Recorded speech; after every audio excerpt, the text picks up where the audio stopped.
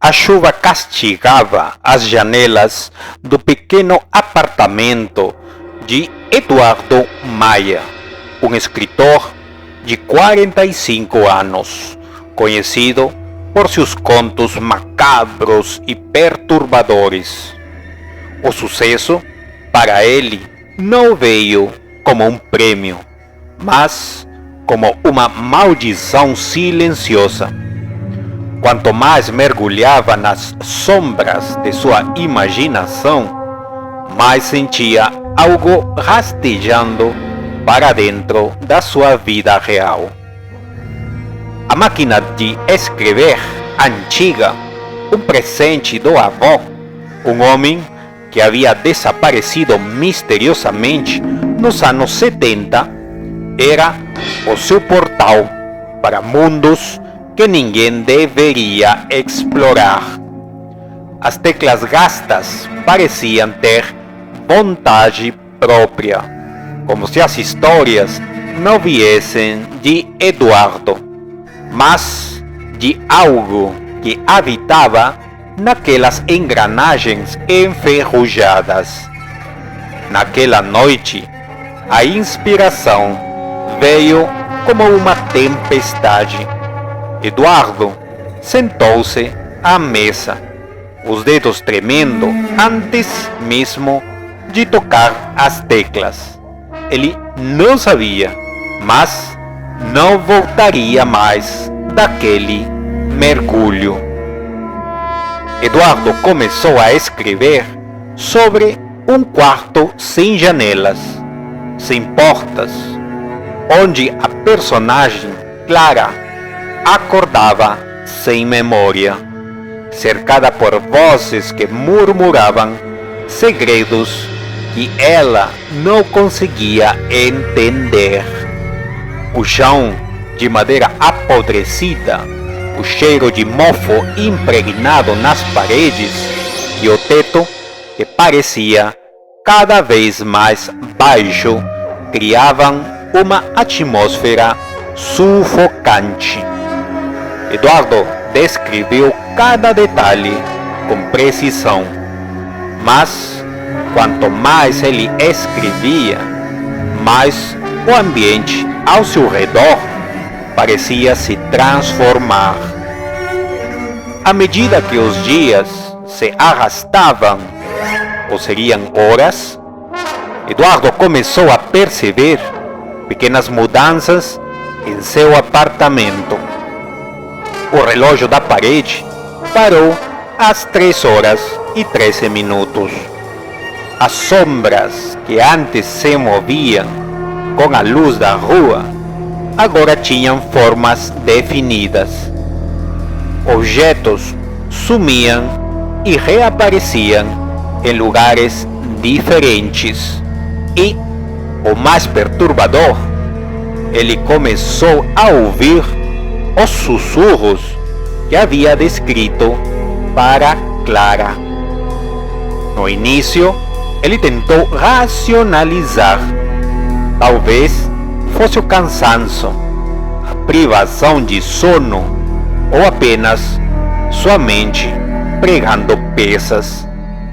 Mas, na noite do terceiro dia, ele acordou no mesmo quarto que havia criado para Clara. O cheiro de umidade invadia suas narinas. O frio das paredes descascadas arrepiava sua pele.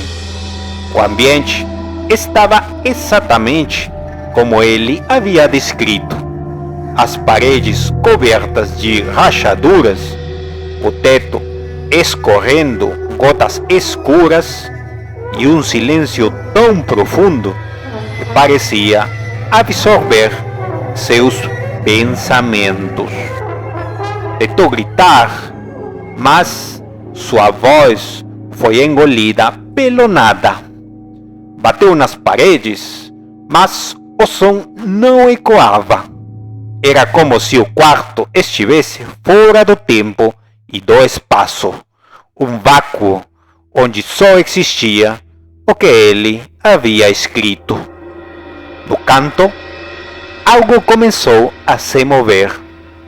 Era Clara, mas não era a Clara que ele havia imaginado.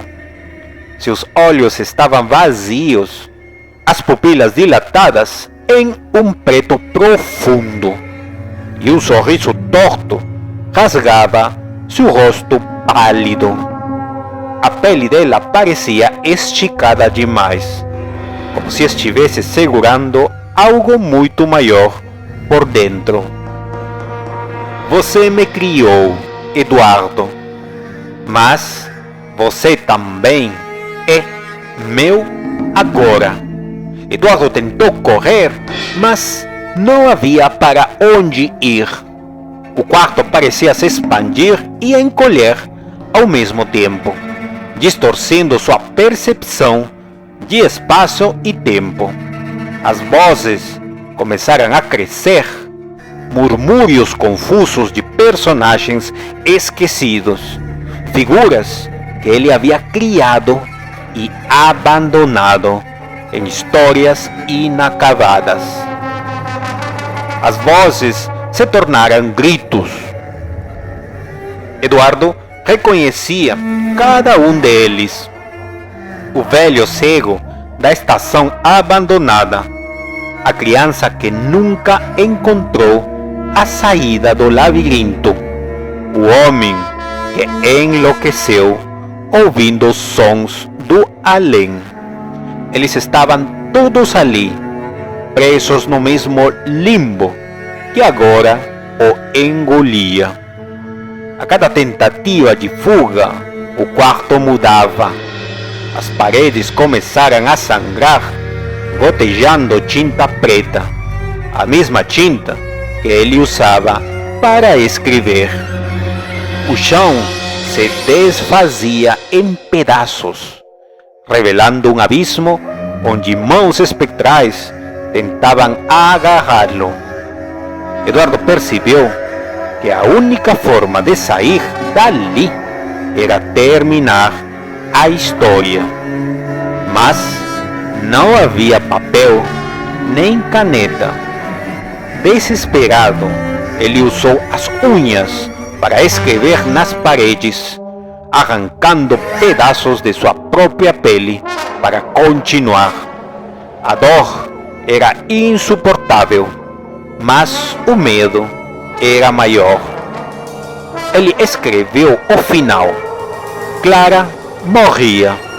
O quarto desaparecia, mas ao colocar o ponto final, Eduardo sentiu algo frio subir por sua espinha. Ele havia cometido um erro. Ao matar Clara, ele selou seu próprio destino, porque naquele mundo, Clara era sua única conexão com a realidade. Sem ela, Eduardo era apenas mais um personagem preso em suas próprias palavras. O último som que Eduardo ouviu foi o eco metálico da máquina de escrever, que agora digitava sozinha, batendo as teclas com uma precisão mecânica e cruel.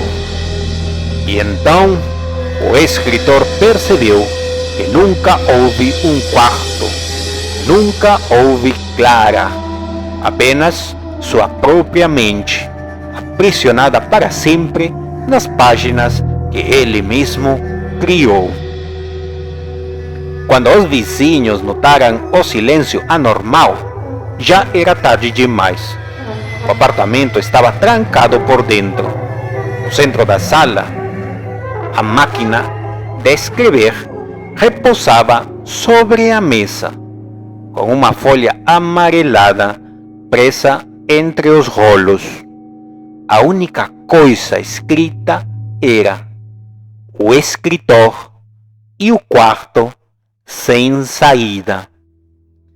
Ninguém nunca encontrou Eduardo, mas dizem que durante as madrugadas chuvosas é possível ouvir o som de uma máquina de escrever vindo do apartamento vazio, digitando palavras que ninguém mais ousa ler.